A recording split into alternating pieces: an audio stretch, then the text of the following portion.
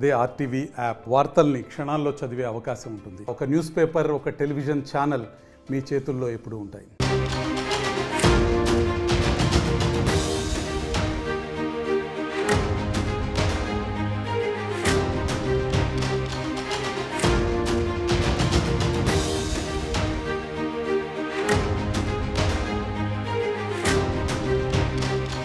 Breaking news చూస్తున్నారు. ఆ breaking text ని మీకు చూపించే ప్రయత్నం చేస్తున్నాం. ఆంధ్రప్రదేశ్లో తెలుగుదేశం పార్టీ కూటమిగా బంపర్ మెజారిటీ సాధించింది. అయితే ఇప్పుడు అందరి చూపు మంత్రులు ఎవరు అనే దాని మీద. ఆ మంత్రులు ఎవరు అనే అంశానికి సంబంధించి ఈ రోజు మీకు చూపించే ప్రయత్నం చేస్తున్నాం. ఏపీ కేబినెట్ కూర్పుపై తీవ్ర చర్చ జరుగుతోంది. కొత్త మంత్రులు ఎవరు అనే దాని మీద ఆసక్తి నెలకొంది. ఈ నేపథ్యంలో బంపర్ మెజారిటీ రావడంతో భారీగా ఆశావహుల సంఖ్య పెరుగుతోంది. సామాజిక వర్గాలు, జిల్లాల వారీగా మంత్రి పదవులకు సంబంధించి జనసేన, బీజేపీకి ఎన్ని కేబినెట్ బెర్తలు ఇస్తారనే దాని మీద ఇప్పుడు ఉత్కంఠకర చర్చ నడుస్తోంది. ఎస్సీ, ఎస్టీలోనూ అత్యధికులు గెలుపొందారు. కత్తి మీద సాములా మారిందని చెప్పుకోవాలి కేబినెట్ కూర్పు. ఏపీలో కేబినెట్ కూర్పు మీద ఇప్పుడు తీవ్రమైన చర్చ జరుగుతోంది. మీకు అందరికీ మేము ఎప్పుడో చెప్పాం, అందరికన్నా ముందుగా, అందరికన్నా వేగంగా, అందరికన్నా ఖచ్చితత్వంతో సమాచారం అందించే ప్రయత్నం చేస్తుంది ఆర్టీవీ అని చెప్పి తెలంగాణ ఎన్నికల సందర్భంలో కూడా అందరికన్నా ముందుగా, అందరికన్నా వేగంగా, అందరికన్నా ఖచ్చితత్వంతో ఎవరు మంత్రుల అంశానికి సంబంధించి మీ ముందు ఇచ్చే ప్రయత్నం చేశాం. ఇప్పుడు ఆంధ్రప్రదేశ్కి సంబంధించి కూడా ఆ మంత్రులు ఎవరు అనేది మీకు చూపించే ప్రయత్నం చేస్తాను. జిల్లాల వారిగా చూసే ప్రయత్నం చేద్దాం. ఒకసారి ఆ లిస్ట్ అనేది ఇప్పుడు మరికొద్దిసేపట్లో చూసే ప్రయత్నం చేద్దాం. Here it is. ఎస్, ముందుగా శ్రీకాకుళం నుంచి చూసుకుంటే ఇక్కడ దాదాపుగా ఇక్కడ 10 స్థానాలకు సంబంధించి మొత్తం శ్రీకాకుళం, విజయనగరం క్లీన్ స్వీప్ చేసిన సందర్భం చూస్తాం. అయితే ఇక్కడ కూన రవికుమార్, కాళింగ సామాజిక వర్గానికి సంబంధించి కూన రవికుమార్ను మంత్రివర్గంలో తీసుకునే అవకాశం కనిపిస్తోంది. అలాగే బీసీ సామాజిక వర్గం నుంచి అచ్చెన్నాయుడిని, టెక్కల నుంచి ఆయన గెలుపొందారు. అచ్చెన్నాయుడిని మంత్రివర్గంలోకి తీసుకునే అవకాశం ఉందనే చర్చ జోరుగా జరుగుతోంది. ఇది శ్రీకాకుళానికి సంబంధించి. ఇక విజయనగరం వెళ్దాం. విజయనగరం కూడా క్లీన్ స్వీప్ చేసిందనే చెప్పుకోవచ్చు. ఈ నేపథ్యంలో ఒకసారి ఇక్కడ కనుక మీరు గమనిస్తే చీపురుపాలెం నుంచి కళ వెంకట్రావు గెలుపొందారు. బీసీ సామాజిక వర్గానికి చెందిన నేత. ఈయనను మంత్రివర్గంలోకి తీసుకునే అవకాశం ఉన్నట్టుగా తెలుస్తోంది. అలాగే సాలూరు నుంచి గెలుపొందిన గుమ్మడి సంధ్యారాణి ఎస్టీ సామాజిక వర్గానికి చెందిన గుమ్మడి సంధ్యారాణిని కూడా కేబినెట్లోకి తీసుకునే అవకాశం ఉంది అనే చర్చ జరుగుతోంది. దీంతో పాటు విశాఖపట్నం వెళ్లే ప్రయత్నం చేద్దాం. ఇది విజయనగరానికి సంబంధించి. ఇక విశాఖపట్నం వెళ్దాం. విశాఖపట్నం నుంచి మీరు చూస్తే కనుక పాయకరావుపేట నుంచి గెలుపొందిన అనిత, ఎస్సీ సామాజిక వర్గానికి చెందిన అనితను ఇటు కేబినెట్లోకి తీసుకునే అవకాశం ఉందనే చర్చ జరుగుతోంది. అలాగే అనకాపల్లి నుంచి గెలుపొందిన కొనతాల రామకృష్ణ, బీసీ సామాజిక వర్గానికి చెందిన నేత. ఈయనను కేబినెట్లోకి తీసుకునే అవకాశం ఉంది అనే చర్చ జరుగుతోంది. ఇది విశాఖపట్నానికి సంబంధించి. ఇక విశాఖపట్నం నుంచి అలా ముందుకు వెళ్లే ప్రయత్నం చేద్దాం. విశాఖపట్నం తర్వాత తూర్పుగోదావరికి సంబంధించి ఇక్కడ పిఠాపురం నుంచి పవన్ కళ్యాణ్, కాపు సామాజిక వర్గానికి చెందిన నేత, జనసేనాని పవన్ కళ్యాణ్ని కేబినెట్లోకి తీసుకునే అవకాశం ఉందనే చర్చ చాలా విస్తృతంగా జరుగుతోంది. అలాగే రాజమండ్రి రూరల్ నుంచి కమ్మ సామాజిక వర్గానికి చెందిన బుచ్చయ్య చౌదరిని ఇటు కేబినెట్లోకి తీసుకునే అవకాశం ఉంది అనే చర్చ జరుగుతోంది. ఇక్కడ నుంచి వెస్ట్ గోదావరికి వెళ్లే ప్రయత్నం చేద్దాం. ఈస్ట్ గోదావరికి సంబంధించి చూసాం. ఒకసారి వెస్ట్ గోదావరి వెళ్దాం. వెస్ట్ గోదావరి నుంచి మీరు చూస్తే కనుక పాలకుల నుంచి గెలుపొందిన కాపు సామాజిక వర్గానికి చెందిన నిమ్మల రామానాయుడిని కేబినెట్లోకి తీసుకునే అవకాశం ఉంది అనే చర్చ జరుగుతోంది. దాంతోపాటు ఉండి నుంచి గెలుపొందిన క్షత్రియ సామాజిక వర్గానికి చెందిన రఘురామకృష్ణరాజుని కేబినెట్లోకి తీసుకునే అవకాశం ఉంది అనే చర్చ కూడా జరుగుతోంది. ఇక పశ్చిమ గోదావరి సంగతి చూసాం. కృష్ణకు వెళ్లే ప్రయత్నం చేద్దాం. కృష్ణాలో ఇక్కడ మచిలీపట్నం నుంచి గెలుపొందిన బీసీ సామాజిక వర్గానికి చెందిన కొల్లు రవీంద్రను కేబినెట్లోకి తీసుకునే అవకాశం ఉంది అనే చర్చ జోరందుకుంది. దాంతోపాటు జగ్గయ్యపేట నుంచి వైశ్య సామాజిక వర్గానికి చెందిన శ్రీరామ్ తాతయ్యను కేబినెట్లోకి తీసుకునే అవకాశం ఉంది అనే చర్చ జరుగుతోంది. ఇక్కడి నుంచి కృష్ణా నుంచి గుంటూరు వెళ్దాం. గుంటూరుకు సంబంధించి అక్కడ ఎవరిని మంత్రివర్గంలోకి తీసుకోవచ్చు అనే అంశానికి సంబంధించి చూసే ప్రయత్నం చేద్దాం. ఇక్కడ రేపల్లె నుంచి బీసీ సామాజిక వర్గానికి చెందిన అనగాని సత్యప్రసాద్ని కేబినెట్లోకి తీసుకునే అవకాశం ఉందనే చర్చ జరుగుతోంది. అలాగే నక్కా ఆనంద్ బాబు, ఎస్సీ సామాజిక వర్గానికి చెందిన వేమూరు నుంచి గెలుపొందిన నక్కా ఆనందబాబును ఇక్కడ కేబినెట్లోకి తీసుకునే అవకాశం ఉంది అనే చర్చ జరుగుతోంది. అలాగే తెనాలి నుంచి కమ్మ సామాజిక వర్గానికి చెందిన నాదెండ్ల మనోహర్ను ఇటు కేబినెట్లోకి తీసుకునే అవకాశం ఉంది అనే చర్చ జరుగుతోంది. నెక్స్ట్ గుంటూరు నుంచి ప్రకాశం వెళ్లే ప్రయత్నం చేద్దాం. ప్రకాశం నుంచి ఎవరిని కేబినెట్లోకి తీసుకోవచ్చు అనే అంశానికి సంబంధించి చూసే ప్రయత్నం చేస్తే కనుక కొండపి నుంచి ఎస్సీ సామాజిక వర్గానికి చెందిన బాల వీరాంజనేయ స్వామి గెలుపొందారు. ఈయనని కేబినెట్లోకి తీసుకునే అవకాశం ఉంది అన్న మాట వినిపిస్తోంది. దాంతోపాటు అద్దంకి నుంచి కమ్మ సామాజిక వర్గానికి చెందిన గొట్టిపాటి రవికుమార్ను కేబినెట్లోకి తీసుకునే అవకాశం ఉందన్న మాట వినిపిస్తోంది. ఇది ప్రకాశానికి సంబంధించి. ఇక నెల్లూరు వెళ్దాం. ఫటా ఫటా ఫటా ఫటా మొత్తం 13 జిల్లాల్లో ఎవరిని కేబినెట్లోకి తీసుకునే అవకాశం ఉంది అనేది మీకు చూపించే ప్రయత్నం చేస్తాం. ఇక నెల్లూరు సంగతి చూస్తే కనుక నెల్లూరు సిటీ నుంచి కాపు సామాజిక వర్గానికి చెందిన నారాయణను కేబినెట్లోకి తీసుకునే అవకాశం ఉందనే మాట వినిపిస్తోంది. అలాగే నెల్లూరు రూరల్ నుంచి రెడ్డి సామాజిక వర్గానికి చెందిన కోటంరెడ్డి శ్రీధర్ రెడ్డిని కేబినెట్లోకి తీసుకునే అవకాశం ఉంది అనే చర్చ జరుగుతోంది. నెల్లూరు నుంచి చిత్తూరు వెళ్దాం. చిత్తూరుకి సంబంధించి చూద్దాం. Here it is. చిత్తూరు నుంచి రెడ్డి సామాజిక వర్గానికి చెందిన పీలేరు నుంచి గెలుపొందిన నల్లారి కిషోర్ కుమార్ రెడ్డిని కేబినెట్లోకి తీసుకునే అవకాశం ఉందనే మాట వినిపిస్తోంది. అలాగే జీడీ నెల్లూరు నుంచి ఎస్సీ సామాజిక వర్గానికి చెందిన విఎం థామస్ను కేబినెట్లోకి తీసుకొచ్చనే మాట వినిపిస్తోంది. ఇక ఇక్కడి నుంచి కడప వెళ్ళే ప్రయత్నించుదాం. కడపలో ఎవరికి సంబంధించి ఎటువంటి చర్చ జరుగుతుందని తెలుసుకునే ప్రయత్నం చేస్తే కనుక ఇక్కడ ఇంట్రెస్టింగ్గా రెడ్డి సామాజిక వర్గానికి చెందిన భూమిరెడ్డి రామ్ గోపాల్ రెడ్డిని ఆయన ఎమ్మెల్సీ ఆయనను ఇక్కడ కేబినెట్లోకి తీసుకునే అవకాశం ఉంది అనే మాట వినిపిస్తుంది. ఇంట్రెస్టింగ్ అనే చెప్పుకోవాలి. అలాగే కడప నుంచి రెడ్డి సామాజిక వర్గానికి చెందిన మాధవిరెడ్డిని కేబినెట్లోకి తీసుకునే అవకాశం పుష్కలంగా ఉంది అనే మాట వినిపిస్తోంది. ఇక్కడి నుంచి కర్నూలుకి వెళ్దాం. కర్నూలులో ఎవరు కేబినెట్లోకి వెళ్ళొచ్చు అనే అంశానికి సంబంధించి చూసే ప్రయత్నం చేద్దాం. Here it is. కర్నూలుకు సంబంధించి చూద్దాం. కర్నూలులో రెడ్డి సామాజిక వర్గానికి చెందిన బనగానపల్లి నుంచి గెలుపొందిన బీసీ జనార్దన్ రెడ్డికి సంబంధించి ఈయన కేబినెట్లోకి తీసుకునే అవకాశం ఉందనే మాట వినిపిస్తోంది. అలాగే నంద్యాల నుంచి మైనారిటీ వర్గానికి చెందిన ఎన్ఎండి ఫరూక్ని కేబినెట్లోకి తీసుకునే అవకాశం ఉంది అనే మాట వినిపిస్తోంది. ఇక అక్కడి నుంచి కర్నూలుకి నుంచి అనంతపురం వెళ్దాం. అనంతపురం సంబంధించి ఎవరు కేబినెట్లో ఉండొచ్చు అనే అంశానికి సంబంధించి చూసే ప్రయత్నం చేద్దాం. Here it is. అనంతపురం ఇక్కడ ధర్మవరం నుంచి పోటీ చేసిన బీసీ సామాజిక వర్గానికి చెందిన సత్యకుమార్ను కేబినెట్లో తీసుకునే అవకాశం ఉంది అనే చర్చ జోరందుకుంది. అలాగే ఉరవకొండ నుంచి కమ్మ సామాజిక వర్గానికి చెందిన పయ్యావల కేశవ్ను కేబినెట్లోకి తీసుకోవచ్చు అనే మాట వినిపిస్తోంది. ఇక అనంతపురం నుంచి నెక్స్ట్ ఆల్ రైట్, అనంతపురం నుంచి అనంతపురం వరకు చూసాం. ఇప్పుడు మా ప్రతినిధి కృష్ణమోహన్ దగ్గరికి వెళ్ళే ప్రయత్నం చేస్తున్నాను. ఎందుకంటే ఇంట్రెస్టింగ్గా ఉన్నాయనే చెప్పుకోవాలి. దాదాపుగా 164కు సంబంధించి అవును, ఇటువంటి నేపథ్యంలో ఎవరికి క్యాబినెట్లు తీసుకునే అవకాశానికి సంబంధించి చాలా కసరత్తు చేస్తోంది ఇటు కూటమి. ఈ నేపథ్యంలో ఆర్టీవీ టీం కూడా అటువంటి కసరత్తే చేస్తుంది. ఎవరిని క్యాబినెట్లోకి తీసుకోవచ్చు, ప్రతి జిల్లాకు సంబంధించి ఉమ్మడి 13 జిల్లాలకు సంబంధించి కసరత్తు చేసింది. కసరత్తు చేసి అక్కడ ఉన్న గ్రౌండ్ లెవెల్ సిచ్యువేషన్ తెలుసుకొని మేము అందించే ప్రయత్నం చేస్తాం. మా ప్రతినిధి కృష్ణమోహన్ అప్డేట్స్ అందించేందుకు లైవ్లో సిద్ధంగా ఉన్నారు. కృష్ణమోహన్, ఉమ్మడి 13 జిల్లాల నుంచి చూసుకుంటే కనుక ఇది చాలా టఫ్ సిచ్యువేషన్ అని చెప్పుకోవాలి. పార్టీకి ఎటువంటి టఫ్ సిచ్యువేషన్, ఇన్ఫాక్ట్ మనం కూడా అటువంటి హార్డ్ వర్కే చేస్తాం. ఎందుకంటే అన్ని స్థానాల నుంచి ఎవరికి ఇవ్వచ్చు, ఎందుకంటే సామాజిక వర్గాలకు సంబంధించి కావచ్చు, సీనియారిటీ కావచ్చు, పార్టీ కష్ట సమయంలో ఉన్న వాళ్ళకి సంబంధించి కావచ్చు, ఇవన్నీ చాలా ఈక్వేషన్స్ని ఫాలో చేస్తూ తీసుకోవాల్సి ఉంటుంది. అయితే నా ఫస్ట్ క్వశ్చన్ ఇంట్రెస్టింగ్గా లోకేష్కి సంబంధించి, ఎందుకంటే క్యాబినెట్కి సంబంధించి ఇన్ని పేర్లు చూసాను. నేనైతే ఇంకా ఎగ్జైటెడ్గా ఉన్నా, మేబీ లోకేష్ కూడా క్యాబినెట్ తీసుకోవచ్చేమని చెప్పి. కానీ లాస్ట్ మినిట్ వరకు ఎక్కడ లోకేష్ పేరు వినిపించలేదు. కారణం ఏంటో తెలుసుకోవచ్చా? అసలు ఎటువంటి క్యాలిక్యులేషన్స్ పరిశీలిస్తోంది? ఎస్ సచిన్, డెఫినెట్గా ఈ మంత్రివర్గ కూర్పులో లోకేష్ పేరు లేకపోవడం మాత్రం కాస్త విస్తుపోయే నిజంగా లోకేష్ అభిమానులకి కొంత ఇబ్బంది కలిగే పరిస్థితి కూడా. కాకపోతే ఇది నిజం కాబోతుంది అనేది టీడీపీ నుంచి వస్తున్న వర్గాల నుంచి మనకు అందుతున్న సమాచారం. దీని మీద చాలా దూరంగా చాలాసేపు దీని గురించి ప్రయత్నాలు చేశాం, అసలు ఎందుకు లోకేష్కి క్యాబినెట్లో చోటు ఉండట్లేదు అని. కానీ లోకేష్ ఈసారి మాత్రం పూర్తిగా కార్యకర్తల కోసమే పని చేయాలి, పార్టీ క్యాడర్కి పూర్తిగా అందుబాటులో ఉండాలి. తన తండ్రి చంద్రబాబు నాయుడు ముఖ్యమంత్రి హోదాలో ఉన్నారు, తర్వాత పవన్ కళ్యాణ్ని అక్కడ డిప్యూటీ సీఎంగా చూడబోతున్నారు. అవకాశం ఉంటే పవన్ కళ్యాణ్కి డిప్యూటీ సీఎం సీట్ రాబోతుంది. సో ఇటువంటి పరిస్థితుల్లో క్యాడర్ కష్టాలని ఆదుకోవడంలో ఇంత బంపర్ మెజార్టీ ఇచ్చారు. 161 మెజార్టీని నిజంగా అనుకుంటే టీడీపీ వాళ్ళే ఎక్స్పెక్ట్ చేయలేదు.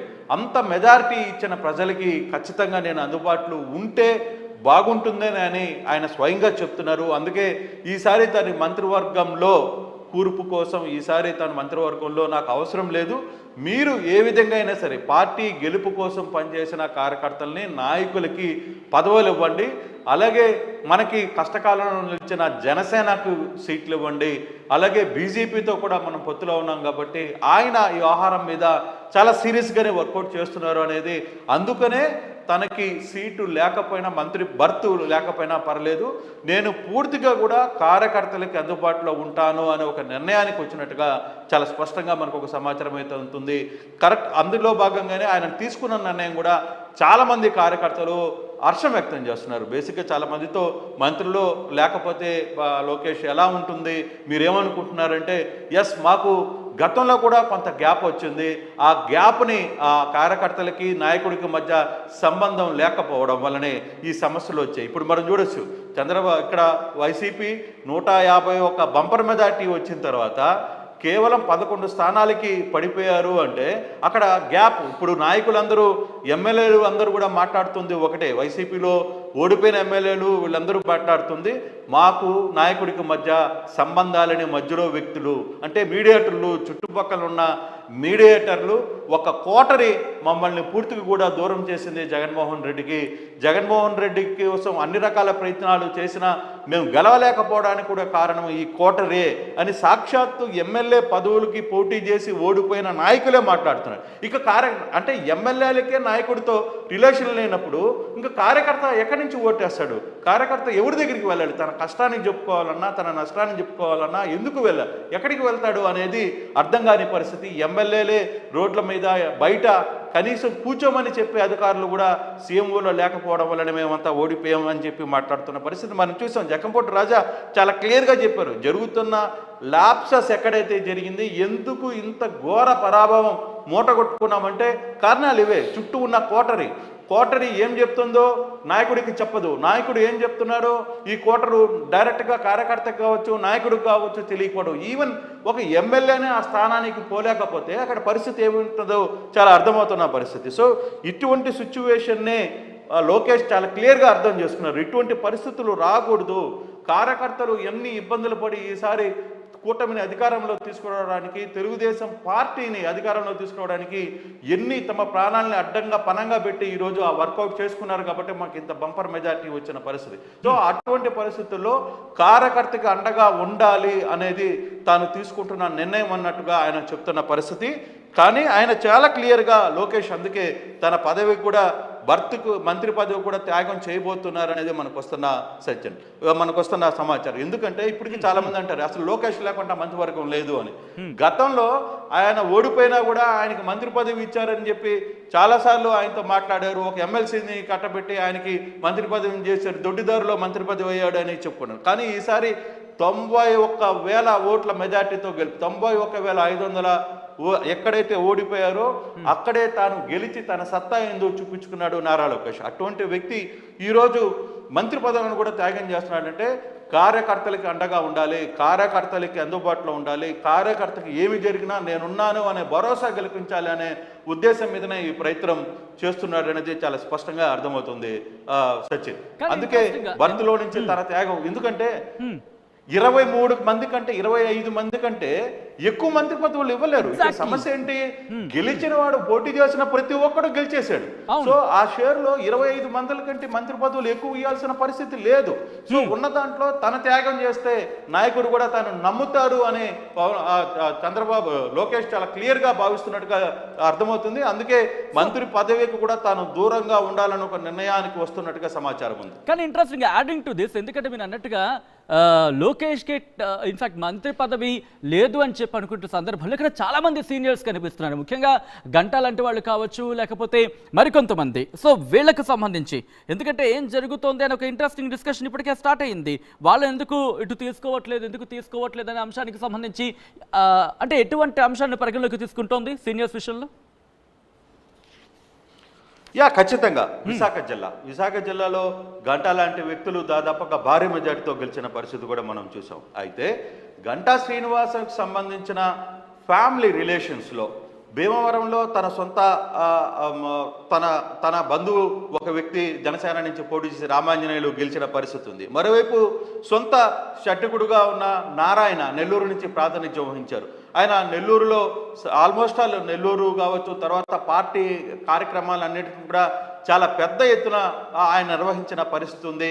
తన స్టాక్ క్యాంపెయినింగ్, తన వ్యవస్థలన్నింటినీ పార్టీ కోసం పనిచేసి దాదాపుగా ఫైనాన్షియల్ పరంగా కూడా చాలా వరకు ఆదుకున్నారు. కాబట్టి నారాయణకి ఛాన్స్ డెఫినెట్గా నెల్లూరు టౌన్ నుంచి నారాయణకి మరోసారి మంత్రి పదవి దక్కే పరిస్థితి స్పష్టంగా ఉంటుంది. ఒకే కుటుంబంలో ఎంతమంది అనిపిస్తాం? ఉండేది 25 మంది. అన్ని సామాజిక సమీకరణాలు చూసుకోవాలి, సామాజిక ఈక్వేషన్స్ వర్కౌట్ చేసుకోవాలి.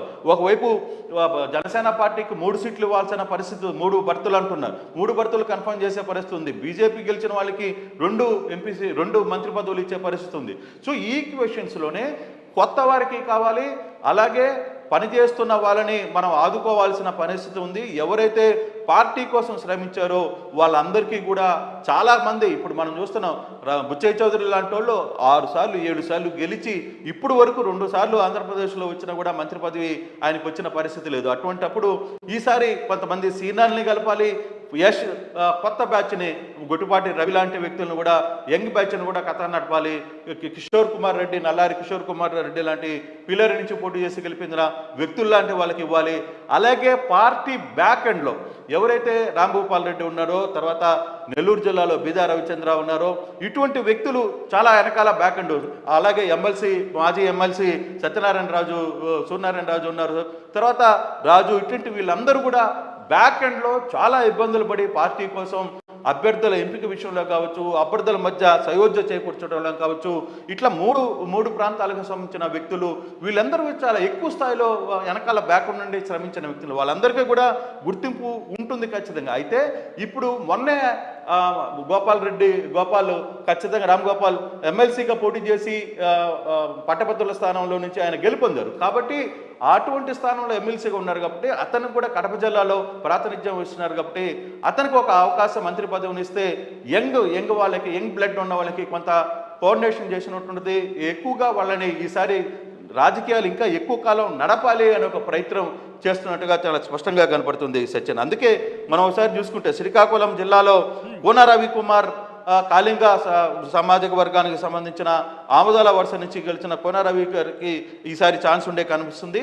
ఇక్కడ అచ్చెన్నాయుడు, ఈయన సీనియర్ నేత, చాలా జైలుకి వెళ్ళి వచ్చిన పరిస్థితి వీళ్ళిద్దరికి. అయితే ఇక్కడ అచ్చెన్నాయుడుకు ఒక చిన్న ప్రమాదం అయితే ఉంది, కానీ ఆయన బర్త్ కన్ఫర్మ్. కానీ దీంట్లో ఒకవేళ రామ్మోహన్ నాయుడికి ఎంపీ కోటాలో కేంద్రంలో కానీ మంత్రి కానీ ఇస్తే, కేంద్రంలో అక్కడ కానీ తెలుగుదేశం తరఫున కానీ ఎంపీగా గెలుపొందారు కాబట్టి ఆయనకు కానీ 2 సార్లు గెలిచారు కాబట్టి అతను కానీ మంత్రి పదవి కానీ ఇస్తే మాత్రం ఇక్కడ కొంచెం అచ్చెన్నాయుడిని ఏ విధంగా అకామిడేట్ చేస్తారా అనేది కూడా ఆలోచించాల్సిన పరిస్థితి అయితే.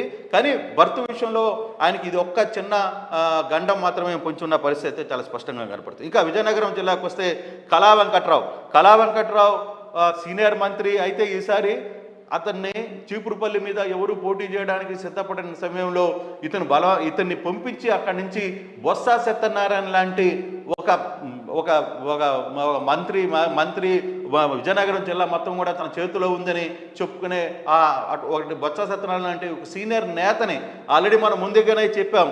రవిప్రకాష్ గారు తను ఇచ్చిన సేవలు చాలా క్లియర్గా ఒకటే మాట చెప్పారు, బొత్స సత్యనారాయణ కూడా చాలా తక్కువ మెజార్టీతో ఆయన అంటే కళా వెంకట్రావు అంతా అక్కడ ఎఫెక్ట్స్ పెట్టి బొత్స సత్యనారాయణని ఓడగొట్టారు. ఈసారి బొత్స సత్యనారాయణకి ఓటమి లేని బొత్స సత్యనారాయణకి ఓటమి రుచి ఏందో చూపించిన నేపథ్యంలో కళా వెంకట్రావు కూడా కొంత ఛాన్స్ ఉండే పరిస్థితి అయితే ఉంది. ఇక సాలూరు నుంచి పోటీ చేసి గెలుపొందిన గుమ్మడి సంధ్యా రాణి ఎస్టీకి అక్కడ మరో మంత్రి పదవి ఇచ్చే పరిస్థితి అయితే కనపడుతుంది.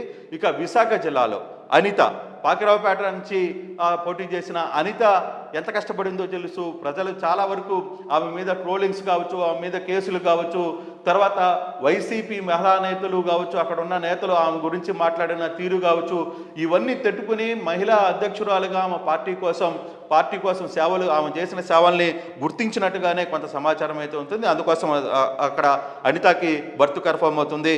మరోవైపు అనకాపల్లి నుంచి కొనతాల రామకృష్ణ, ఎవరైతే గౌర సామాజిక వర్గానికి సంబంధించిన కొనతాల రామకృష్ణారో ఆయన జనసేన పార్టీ నుంచి పోటీ చేశారు.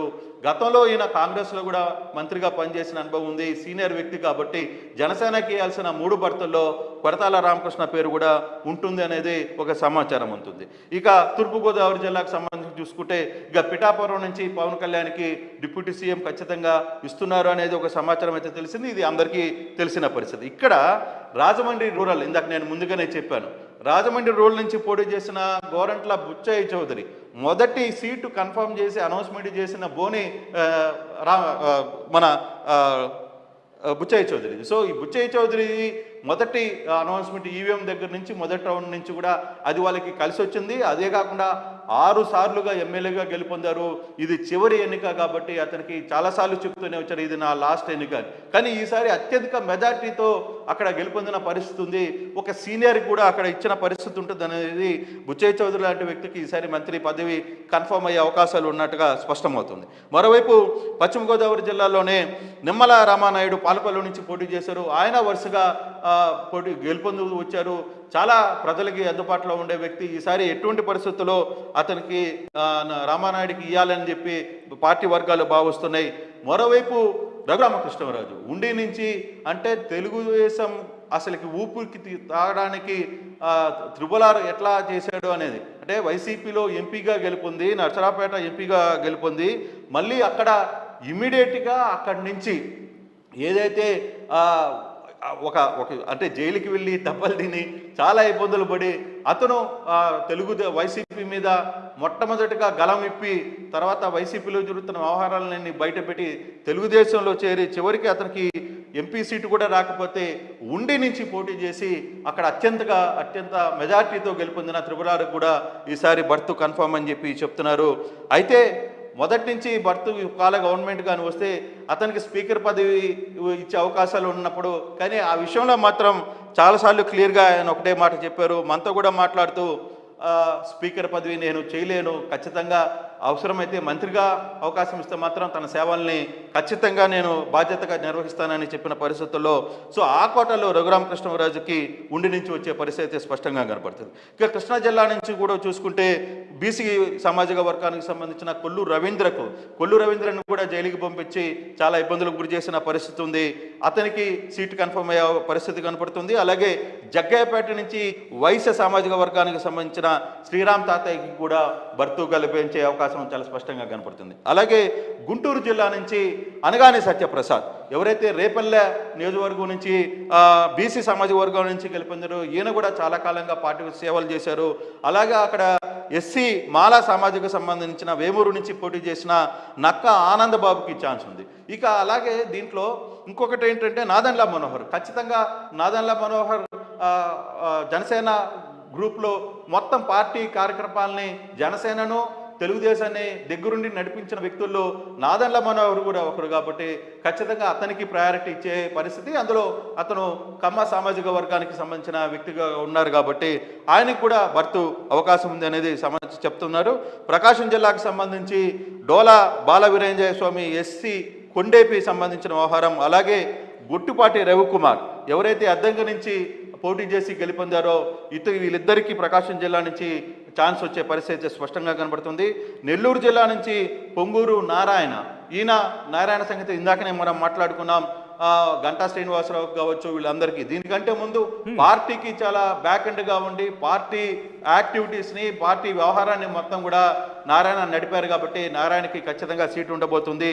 అలాగే కోటమిరెడ్డి శ్రీధర్ రెడ్డి 2 సార్లు వైసీపీలో మా ఎమ్మెల్యేగా గెలుపొంది పార్టీకి అంటే అధికారంలో ఉండంగానే దాదాపుగా సంవత్సరం ఉన్న ముందే అక్కడ వైసీపీ మీద ఎదురు తిరిగి అధికారుల వ్యవహార శైలి అక్కడ అతను కూడా అదే చెప్పాడు ఆ రోజు.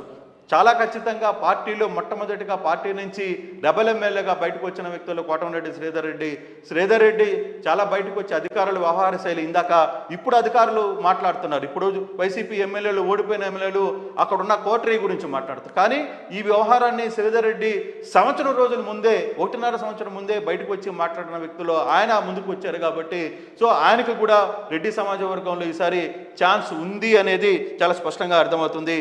ఇక చిత్తూరు జిల్లా నుంచి నల్లారి కిషోర్ కుమార్ రెడ్డి పిల్లేరు నుంచి గెలుపొందారు. ఆయన 2 సంవత్సరాలు లాస్ట్ టైం ఓడిపోయినప్పటికీ కూడా అక్కడే నిలబడి పోటీ చేసి చాలా ఇష్యూస్ని ఎదుర్కొని సో చిత్తూరు జిల్లాలో పార్టీ కోసం పనిచేసిన వ్యక్తుల్లో నల్లారి కిషోర్ కుమార్ రెడ్డికి రెడ్డి సామాజిక వర్గం నుంచి పీలేరు నుంచి గెలుపొందిన అతనికి సీటు ఇవ్వబోతున్నారు. అలాగే థామస్ జిడి గంగాధర్ నెల్లూరు నుంచి కూడా డిప్యూటీ సీఎం వాళ్ళ కుటుంబాన్ని అక్కడ వాళ్ళ అడ్డాగా ఉన్న కుటుంబాన్ని దాన్ని ఓడగొట్టి అక్కడ ఎస్సీ సమాజ వర్గం నుంచి గెలుపొందారు కాబట్టి థామస్కి. అలాగే కడప జిల్లా ఇందాక నేను చెప్తున్నట్టుగా భూమిరెడ్డి రామ్ గోపాల్ రెడ్డి ఎవరైతే ఎమ్మెల్సీగా ఉన్నారో ఆయన బ్యాక్ ఎండ్లో ఎవరైతే పార్టీ కార్యక్రమాల్లో భారతీయ ఎలక్షన్స్లో బ్యాక్ ఎండ్లో చాలా వరకు రామ్ గోపాల్ రెడ్డి కావచ్చు, లేకపోతే బీదా రవిచంద్ర, నెల్లూరు జిల్లా నుంచి బీదా రవిచంద్ర కావచ్చు, అలాగే మన ఉండి దగ్గర నుంచి వచ్చే సత్యనారాయణ కావచ్చు, సూర్యనారాయణ కావచ్చు, రాజు ఎమ్మెల్సీ, మాజీ ఎమ్మెల్సీ, వీళ్ళందరూ కూడా కలిసి చాలా వరకు కూడా పార్టీకి బ్యాక్ ఎండ్లో పార్టీ కోసం నిలబడి కార్యకర్తల్ని, ఎమ్మెల్యేల మధ్య గ్యాప్ని, తర్వాత నాయకుల మధ్య గ్యాప్ని, వీటన్నిటిని సర్ది చేయడంలో చాలా వరకు సీరియస్గా ఉంది. మరి వాళ్ళిద్దరికి ఎందుకు ఇవ్వట్లేదు బీదాకి లేకపోతే రాజు కంటే?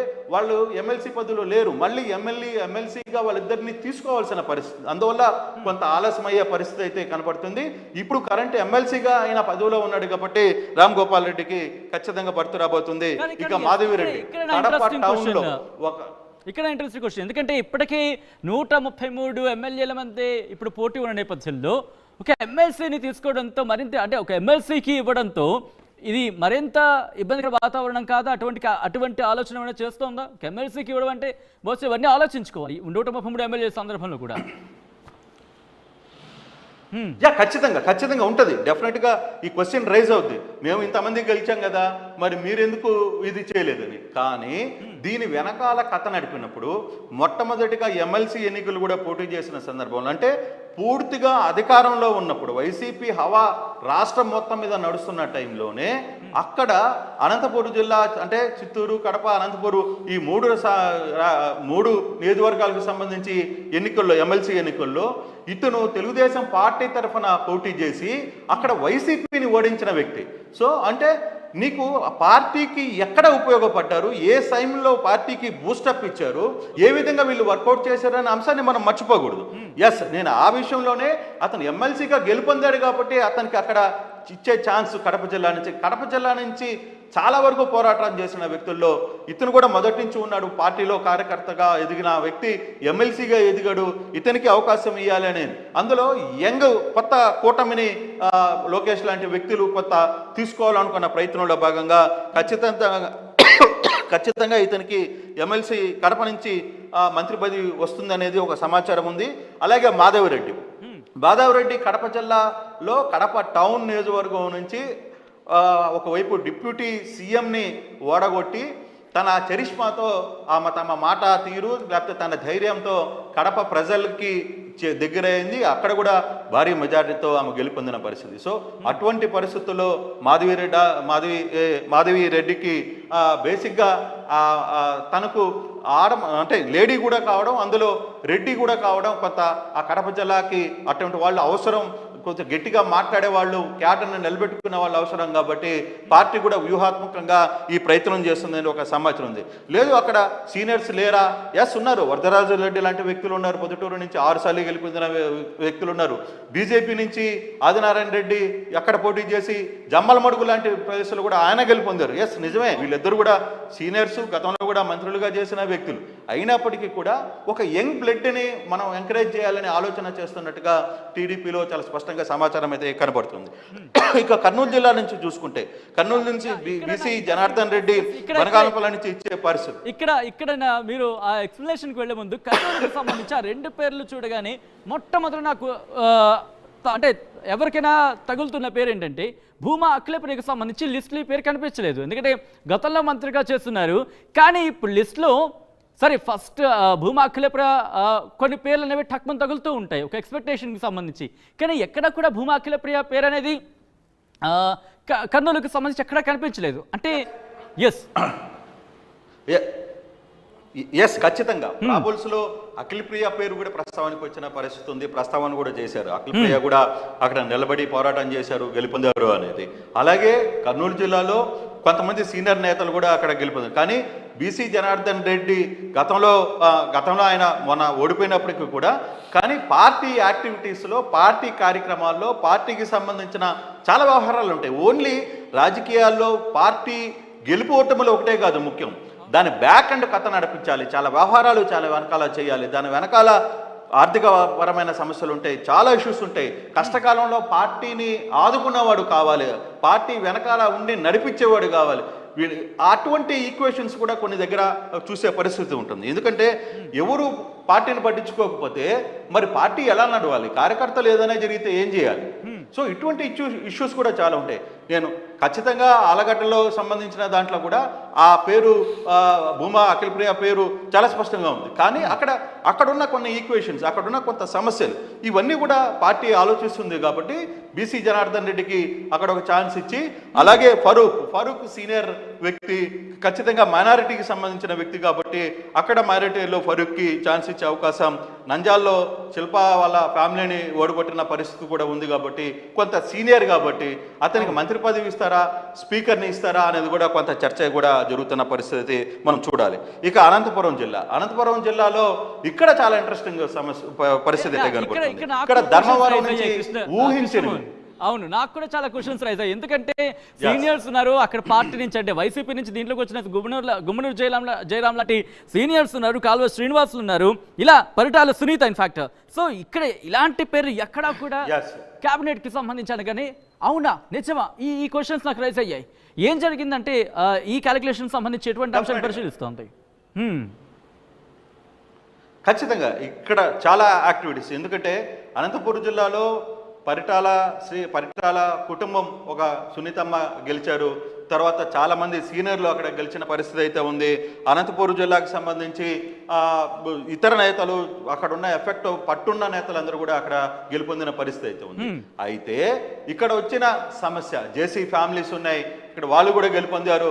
అయినప్పటికీ కూడా ఇక్కడ ఒక కొత్త ఈక్వేషన్ అయితే వచ్చింది. ఎక్కడైతే ధర్మవరంలో బీసీ సామాజిక వర్గానికి సంబంధించి బీజేపీ నుంచి పోటీ చేసిన సత్యకుమార్ ఎవరైతే ఉన్నారో, సత్యకుమార్ అక్కడ కేతిరెడ్డిని దాదాపుగా 13,000 14,000 లీడింగ్ ఉన్న కేతిరెడ్డిని చివరికి 4,000తో దాన్ని ఓవర్కమ్ చేసి గెలుపొందిన వ్యక్తి సత్యకుమార్. నిజంగా చాలా ఇంట్రెస్టింగ్ జరిగింది. లాస్ట్ వరకు కూడా దీని మీద పెద్ద టెన్షన్ వాతావరణంలోనే జరిగింది. అయితే బీజేపీకి సత్యకుమార్కి ఉన్న ఈక్వేషన్స్, ఎందుకంటే సత్యకుమార్ కేంద్ర స్థాయిలో పనిచేసినారు, అక్కడ ఉన్న చాలా కాంటాక్ట్స్ ఉన్నాయి, చాలా వరకు మంచి పరిచయాలు ఉన్నాయి అతనికి. ఈ పరిచయాలన్నీ కూడా అతనికి ఈసారి మంత్రి పదవి లభించడంలో చాలా కీలకంగా పనిచేస్తుంది అనేది చాలా స్పష్టంగా అర్థమవుతున్న పరిస్థితి. అందులో భాగంగానే సత్యకుమార్కి బీజేపీ నుంచి ఇచ్చే 2 సీట్లలో 1 సీటు బీజేపీ నుంచి సత్యకుమార్కి ఇవ్వబోతున్నారు అనేది ఒకటి. రెండవది పయ్యావుల కేశవ్, ఉరవకొండ నుంచి పయ్యావుల కేశవ్. బేసిక్గా పయ్యావుల కేశవ్ మొన్న కూడా గెలిచారు, ఈసారి కూడా పయ్యావుల కేశవులు గెలిచారు. అయితే పయ్యావుల కేశవ్ పార్టీ కోసం బ్యాక్ఎండ్లో చాలా వరకు పనిచేసిన పరిస్థితి అయితే ఉంది, చాలా కష్టపడ్డారనేది ఒక సమాచారం ఉంది. ఈ కమ్మ సామాజిక వర్గానికి సంబంధించిన వ్యక్తులు మిగతా వాళ్ళు ఉన్నప్పటికి కూడా, పరిటాల లాంటి కుటుంబం ఉంది, తర్వాత చాలామంది అక్కడ పనిచేశారు యాక్టివ్గానే, ఇతర ఫ్యామిలీస్ కూడా గట్టి ఫ్యామిలీస్ ఆడ పనిచేసి ఉన్నప్పటికీ కూడా కేశవ్ని ఈసారి మంత్రి పదవిని చేయాలి. ఎందుకంటే గతంలో పరిటాల కుటుంబానికి మంత్రి పదవిని ఇచ్చారు. సో ఒకసారి వాళ్ళకి ఇచ్చాం కాబట్టి ఈసారి వేరే ఈక్వేషన్ ని వర్కౌట్ చేద్దామనే ఒక ఈక్వేషన్ అయితే నడుస్తున్నట్టుగా కొంత సమాచారం ఉంది. మేబీ 1 కేస్ 2 కేసులో కూడా పరిటాల సునీత ఫ్యామిలీకి కూడా ఛాన్స్ కూడా ఉంది, ఛాన్స్ లేదని నేను చెప్పలా. బట్ ఇక్కడున్న ఈక్వేషన్స్ లో కొంత ప్రయారిటీ, ఏలో ఎవరున్నారు, బిలో ఎవరున్నారు, సిలో ఉన్నారు. కారణం బహుశా భారీ మెజారిటీ గెలవడం కూడా ఈ టఫ్ సిచ్యువేషన్ కి బహుశా కారణమేమో ఇక్కడ. డెఫినెట్ గా, ఎందుకంటే 161 మంది ఎమ్మెల్యేలు గెలిచారు. ఎవరికి ఇవ్వాలి, ఎంతమందికి ఇవ్వాలి, ఏ క్యాస్ట్ ఈక్వేషన్స్ ఉంటాయి, ఎస్సీలకు ఇవ్వాలి, సామాజిక వర్గాలకు సంబంధించిన ఎస్టీలకు ఇవ్వాలి, మైనారిటీకి ఇవ్వాలి, బీసీలకు ఇవ్వాలి, కాపులకు ఇవ్వాలి, కమ్మలకు ఇవ్వాలి, రెడ్లకు ఇవ్వాలి, మైనారిటీలకు ఇవ్వాలి, ఇన్ని ఈక్వేషన్స్ ఉన్నప్పుడు కొన్ని సమస్యలు తప్పవు. నిజంగానే పార్టీ అధినేతకు తల బొప్పి కొడుతుంది ఈ వ్యవహారంలో కూడా, ఎందుకంటే ప్రెజర్స్ ఉంటాయి, అక్కడ ఒత్తిళ్లు ఉంటాయి. బహుశా వైసీపీ లాగా 2 టర్మ్లుగా క్యాబినెట్ కి సంబంధించి కూడా ఆలోచన జరిగే అవకాశం ఉందనుకోవాలా ఇక్కడ? అంటే బహుశా 2 టర్మ్లు కాకపోవచ్చు, అంటే అటువంటి సినారియో డెఫినెట్ గా కూడా ఉంది, ఛాన్స్ ఉంది. ఎందుకంటే ఇంతమంది వచ్చినప్పుడు అందరికీ అవకాశం, మంత్రి పదవి ఇవ్వాలి, అందరికీ మంత్రిగా చూడాలనే కోరిక కూడా ఉంది. దీంట్లో ఫస్ట్ టర్మ్ మంత్రి ఛాన్స్ మిస్ లాస్ట్ మూమెంట్ వరకు, ఎందుకంటే ప్రమాణ స్వీకారానికి పార్టీ వర్గాలు ఫోన్లు చేసే వరకు కూడా, లాస్ట్ మూమెంట్ వరకు కూడా ఈక్వేషన్స్ మారిపోతుంటాయి. అప్పటికప్పుడు అక్కడ 4 రెడ్డిలు ఇచ్చేసే మొత్తం 4 రెడ్లు అయ్యారు, లేదు కాపులు 3 అయ్యారు, వీళ్ళని కొంత పెంచుతామా, ఈక్వేషన్ సామాజిక వర్గాల ఈక్వేషన్ ఎప్పటికప్పుడు మారుతున్న పరిస్థితుల్లో ప్రాబల్స్ లో, ఇప్పుడున్న ప్రాబల్స్ లో ఈ పేర్లు అయితే చాలా స్పష్టంగా వినపడుతున్నాయి. బహుశా రేపు ఎల్లుండి మంత్రివర్గానికి ప్రమాణ స్వీకారం, చంద్రబాబు ప్రమాణ స్వీకారం అయిన తర్వాత ఈ ముందుగా అనౌన్స్ చేస్తారా, లేదు ఆయన ప్రమాణ స్వీకారం అయిన తర్వాత అనౌన్స్ చేస్తారా అనేది వేచి చూడాల్సిన పరిస్థితి అయితే కనబడుతుంది Sachin. Right Krishnamohan, thanks for the update. మొత్తంగా అయితే మాత్రం అక్కడ జరిగిన సినారియోని వివరించే ప్రయత్నం చేసినందుకు thanks lot for that. And ఒక్కసారి స్క్రీన్ మీద మీరు చూస్తున్నారు 13 ఉమ్మడి జిల్లాలకు సంబంధించి ఎవరిని క్యాబినెట్లోకి తీసుకోబోతున్న అంశానికి సంబంధించి ఆర్టీవీ మీ ముందుంచే ప్రయత్నం చేస్తుంది. ఆర్టీవీ టీం దీని మీద కూర్చుంది. ముఖ్యంగా 164 స్థానాలు. రిమెంబర్ దట్, ఎందుకంటే అంత బిగ్గెస్ట్ నెంబర్లో కూడా ఈ నెంబర్ని సార్ట్అవుట్ చేయడం అంటే కనుక ఎంత కథమైన సాము లాంటి వరకు అది మీ ముందుంచే ప్రయత్నం చేస్తుంది. ఒక్కసారి మీరు చూడొచ్చు, ఇది 2019కి సంబంధించి మొత్తం అంతా ఒక నీలి సముద్రాన్ని తలపించిన ఆంధ్రప్రదేశ్ అనే చెప్పుకోవాలి. ఇప్పుడు మీరు చూస్తే కనుక పూర్తిగా ఇక్కడ ఎటువంటి సినారియో ఉందో దానికి క్వైట్ ఆపోజిట్గానే చెప్పుకోవచ్చు. పూర్తిగా పసుపు రంగు ఇక్కడ మనకు కనిపిస్తుంది. పూర్తిగా ఎల్లో అంటే పూర్తిగా పసుపుమయమైందనే చెప్పుకోవచ్చు. దాదాపుగా అక్కడక్కడ చూస్తే చేంజెస్ మనకు కనిపిస్తున్నాయి. సో ఇటువంటి సినారియోలు ఒకసారి 2014లో మీరు చూస్తే కనుక 2019కి సంబంధించి 2019లో వైసీపీ 151 సీట్లను సాధించింది.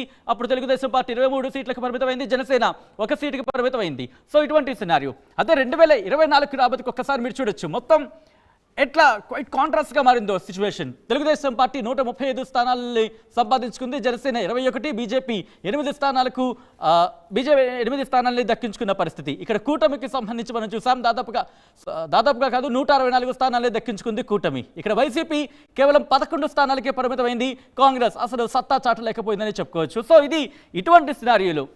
ముఖ్యంగా 164 స్థానాలను దక్కించుకున్న తర్వాత ఎటువంటి కత్తి మీద సాము లాంటి పను అర్థం చేసుకోవచ్చు. మంత్రివర్గ కూర్పుకి సంబంధించి క్యాబినెట్కి సంబంధించి ఆ కూర్పుకి సంబంధించి ఎటువంటి కత్తి మీద సాము లాంటి పను అర్థం చేసుకోవచ్చు. ఇటువంటి నేపథ్యంలో గతంలో వైసీపీ అంటే 2019 సందర్భంలో ఎలాగైతే 2 టర్మ్స్ క్యాబినెట్కి సంబంధించి ఆలోచన చేస్తుందో అటువంటి ఆలోచన ఇప్పుడు కూటమి కూడా చేయబోతుందంటే కనుక అటువంటి డిస్కషన్ కూడా జోరందుకుంది. సో చూద్దాం మరి ఎటువంటి క్యాబినెట్కి సంబంధించి అంటే 2 సార్లు ఉండబోతుందా, లేకపోతే ఒకసారి క్యాబినెట్ పూర్తిగా కొలువు తీరబోతున్న అంశానికి సంబంధించి మాత్రం ఆ డిస్కషన్ జరుగుతోంది. మీ ముందుంచిన